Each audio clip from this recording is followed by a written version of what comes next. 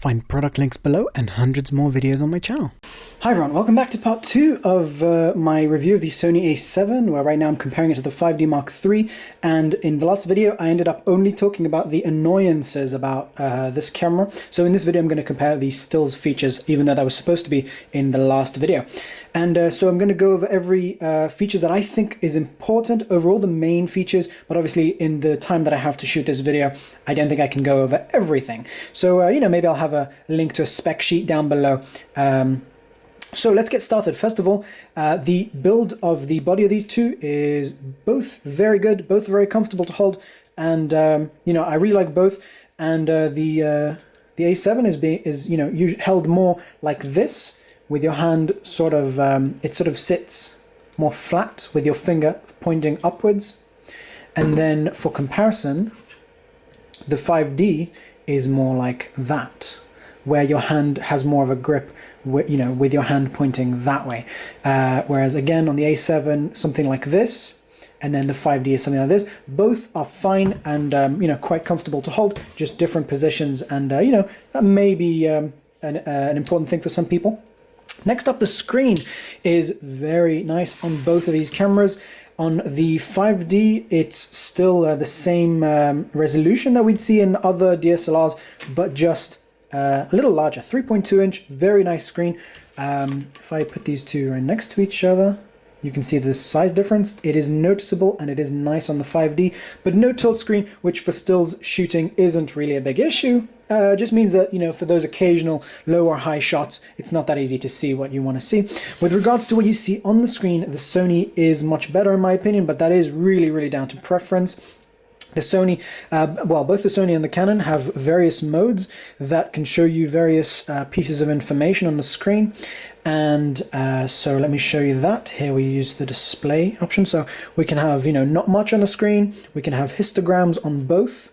And we can have a view like this, which is just the information rather than any live view image. And both of them have an option for this digital level on the screen.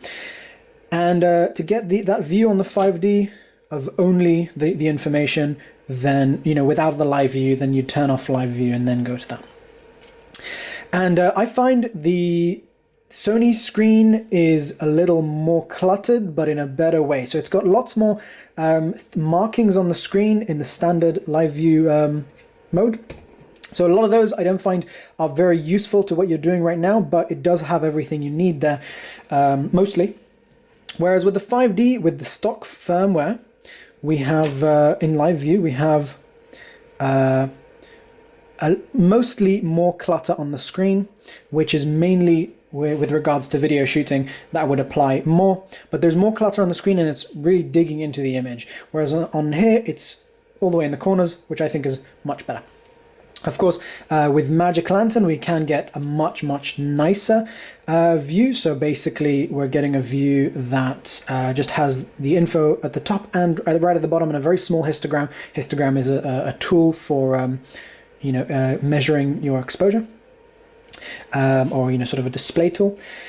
And sorry that this screen is a little hard to see. It's this is the minimum brightness that this camera will set the screen to.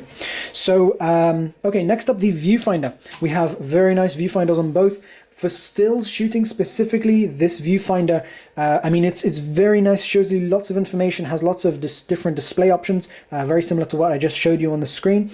However, because of the issues I spoke about in part 1, mostly at the end of part 1 video, where you've got loads of issues with not being able to easily set which screen is on between the digital viewfinder and the screen. For stills shooting, it's really quite annoying, the fact that, and it's something really simple that Sony really just had to think a little bit more about, something that works more comfortably for stills shooters. All the information is down below. There's a few various issues with regards to these two and how they work together and when they switch between each other. So check that out below. That's I don't want to go over it twice. Then next up with the 5D, we have this optical viewfinder. Some prefer it. In my opinion, both are great. For still shooting, I prefer the optical only because of those issues that the Sony has. Otherwise, the Sony would be just as good for me. However, the optical viewfinder on the 5D Mark III has had to have hacks in order to get to it. I'll post a video down below for the actual details about this. This is a custom focusing screen, that little screen you see right there. Canon don't want you to do that, so this is just something custom that I did, and I'll have a link down below for the full details about that. But basically, without that, and without this optical viewfinder enlarger that I have attached to here, without that, I could not shoot with manual lenses with this camera. Even as a very experienced video shooter who's done a lot of work with manual lenses with many different cameras, I could not focus with this camera in stills mode with manual lenses. So it's something that Sony really want you to use their, Canon really want you to use their own lenses with it, which is a little more limiting and far more constricting with regards to budget. And I actually don't like to carry around that many lenses, but still, if I wanted an 85 1.4 and you know, the same lenses that I do use in manual focus, it would cost a lot more. And I actually really have a preference for manual focus. I keep trying autofocus lenses, and I've had a lot of them, and I really just keep going back to this, to manual focus lenses. It's just a preference thing. I find that I get my work done a lot better with them, and I don't have to wait for the camera to choose. You know, I don't have to wait for the camera to focus and try and point the camera in the correct direction to get focus, you know, to get the correct point to focus exactly where I want it. I just focus myself. So that's a very personal thing. A lot of other people, I think most people would probably prefer autofocus, but again, it's a price issue. That's the viewfinder on the 5D Mark III. Now, the bodies on them, both very nice, and yeah, basically just down to choice, very comfortable. And you know, very nice to use. And yeah, the grip on these, I'm not sure which I prefer, whether, you know, holding the A7 in this direction, or, you know, with the 5D it's more that sort of thing. I really am not sure. Again, Sony A7 is more of this sort of grip. The 5D is that sort of grip and it's mainly just because of the positioning of the shutter.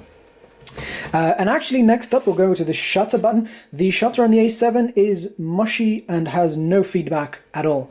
It's just, at a certain point, it's just like a big mush. And at a certain point, it actually sets off the half shutter press, which means autofocus and that sort of thing. And then somewhere below that, it takes a photo, but there is no clicking or any sort of feedback from the button itself. Really, I'm not a big fan of that, but it's perfectly usable. So again, just down to preference.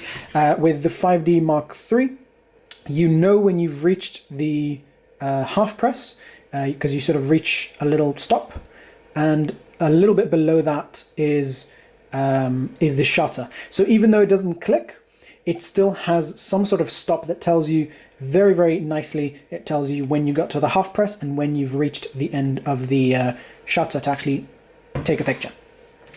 So the controls on both of them are very good. I've not had any issues with the controls on both of them, except one issue that many others have mentioned, is that there's not really enough custom buttons on the 5D Mark III, and that it's mainly possibly for video shooting, but the button to zoom in is over on that side, which means that, you know, it's not very easy to get to when you're shooting with it. I mean, it will apply to stills shooters as well, but I've had a lot of video shooters complain about it.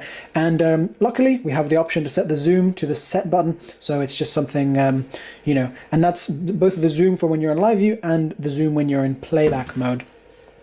Again, in playback mode, both of them are pretty much okay, very similar. I find that it's a little bit easier maybe on the 5D to go through my images. It's definitely easier to zoom into my images on the 5D because of the zoom issue that I explained in part 1. And okay, the controls, we have tons of custom buttons on the A7, which I love.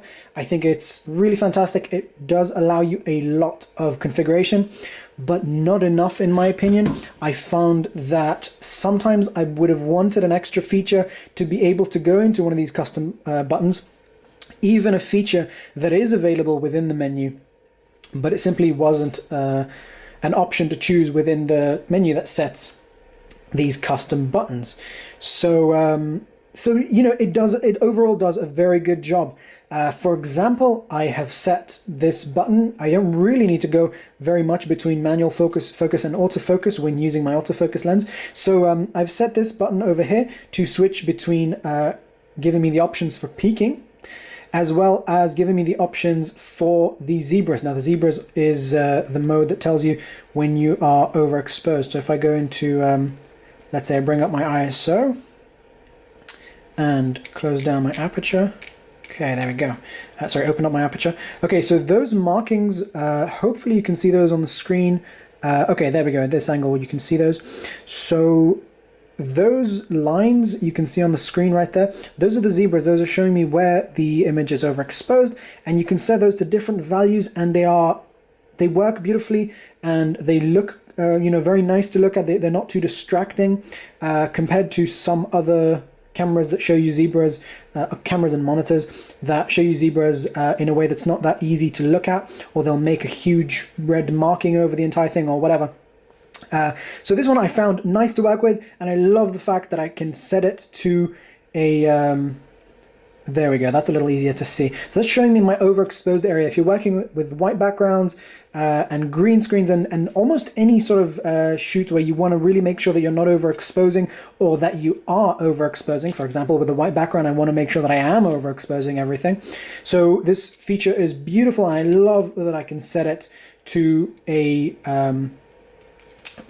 quick function, to an actual button, rather than having to go into the menu, which I would, because it's something that you want to just check quickly and then maybe turn off, then I love that I can have it like that.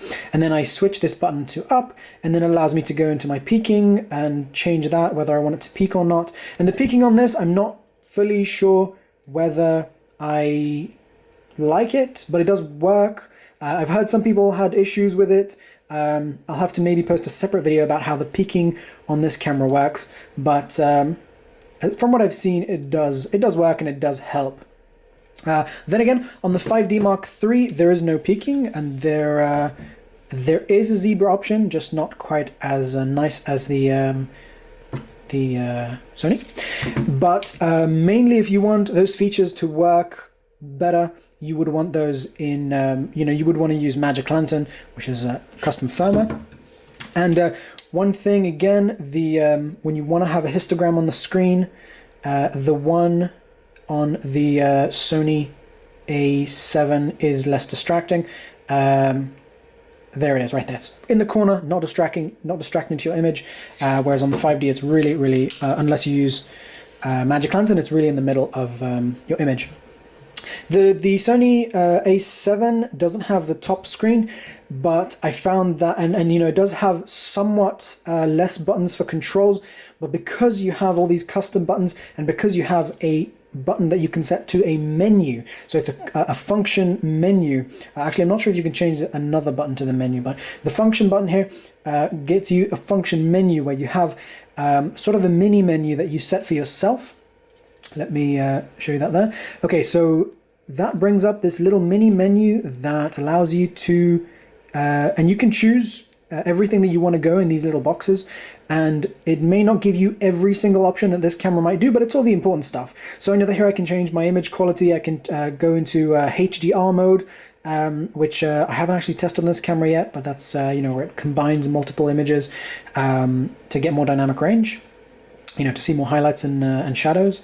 And basically in this camera I can very quickly reach all those important things that I need to reach, and there isn't something like this on the 5D. So so this is, you know, it's very helpful, and I really like this idea of the function menu. And yeah, and then you have a lot of options to change what the buttons of your camera do, and overall works really well for still shooting and for video shooting too. And okay, so I'm not going to go over what each, you know, what every single custom button I've set to, but one more important one is, okay, this one doesn't want manual exposure. So this is again one of those things, as I mentioned in part one of this video, where it doesn't tell you exactly what you're doing wrong. It just says you're doing something wrong. So I think, okay, here we go. Now I'm in video mode. I've set my audio record level to a custom button. Very important for me. Really, really lovely to have. You don't have to not have to go into the menu and find this. Now, with regards to the menu, I find that this menu is good. It's well laid out, much better than the NEX-6, which I'll show you in a separate video. But it's, you know, pretty good. It takes time to learn, obviously. And as I mentioned in part 1, there is this issue where a lot of the options are grayed out, and it doesn't tell you why exactly. And okay, so another quick thing to mention is that these make noise. I usually put some rubber bands around them to stop them from making noise.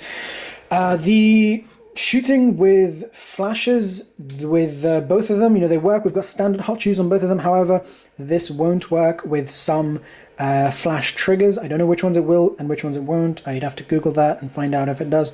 But this one will work with, as far as I know, you know, most flash triggers. However, this one, for example, with my Yongnuos, it won't work with those, even though it will trigger my Yongnuo flash. And by the way, flash trigger is a little thing that looks like something like this, and just attaches to there and then wirelessly triggers your flash. And so this doesn't work with them, and just like my NEX-6 doesn't either. That's not a huge issue, and it may just be a fault of the flash trigger, but yeah. Then, okay, sorry, back to the actual body of the camera. We have a nice dial here at the top that works well and allows you to go in between the different modes nicely and doesn't move on its own. And something that a lot of people I've heard don't like is the fact that you have to, on the 5D, you have to press this button in the center in order to turn this, this dial, the mode dial. However, I have personally never found that to be an issue or an annoyance. It doesn't bother me to have to press this button in the center, and it doesn't bother me if it would be lacking that button. And okay, so the controls on here, we have an actual control on this camera on the A7 for your exposure compensation, which is nice, but I find not that necessary. And mainly I found that I get a little annoyed with it because it doesn't have some sort of larger or more, some sort of different feel to the clicks when you get to 0, which means I have to lift up the camera to check that. I mean, yeah, I could see it on the screen, but I basically have to sort of, there would be a marking there, and let's see if I can show you that in manual mode. But there would be a marking that would tell me whether I'm okay. It would tell me where I'm set to. At the moment it's not showing up. I think it's because it's saying I'm overexposed. But basically I found that if it would easily allow me to return to 0, that would be far better. And next up, memory cards. Both of these cameras are you can easily reach the memory card, which is good. More of an issue for video shooters, but you can easily get to the memory cards. This one has 2, which is a big plus and allows you to automatically record a backup to the second card. Doesn't work perfectly with regards to the speed that it records to both cards, because it's sort of delayed by the speed of the slower card. So let's say you have a really fast CF card and then a slower SD card. It will be limited. If you're shooting on both at the same time, it will be limited to the speed of the slower card. And that is hopefully giving you a good idea of how these two cameras compare. There's not that many more things that I feel are really important to me with regards to the usability of these two cameras. And the image quality will be in a completely separate comparison between these two and the Sony NEX-6. And another really quick thing to mention, battery compartments both work well. Both are far enough away from the, you know, if you were to have something attached to the bottom of the camera. In almost everything I've used, I've not had any issues reaching these two areas without removing. So I've never had to, with some smaller cameras, you'd have to remove the battery, whatever you have attached to there, you know, the quick release plate or whatever, or the tripod, in order to reach the battery. With both of these cameras, I haven't had that issue, which I think is really important. And okay, so I hope I've gone over everything. I'll go over the video features in the next video. And again, these were the things that were important to me. This wasn't every feature of these two cameras, but just the things that I feel are important. And overall, I actually really like both, but the only thing that annoyed me about the 5D is the focusing. And well, there's a list of about 20 things that annoyed me about the Sony A7. So I actually think might actually be, even though it's lovely and does amazing things, it's probably the most annoying camera I've ever used. But once I got over and found little tricks and solutions to getting, using this thing and getting over those annoyances, then I actually really enjoy shooting on it. I really like it. And I'll post examples below, some comparisons, maybe some images between, comparisons between these two. But I'm gonna end this video here and then go into the video features in the next one. Hope I've gone over everything. If I haven't, please do ask me in the comments. And I may still have more notes in a future video about how these two compare. But all right, so check down below for the next, for part 1 and the future parts of this comparison, as well as the comparison with the NEX-6, which will also be linked down below. And thanks for watching. I hope you found this helpful, and I'll see you soon. Thanks for watching, guys. Bye.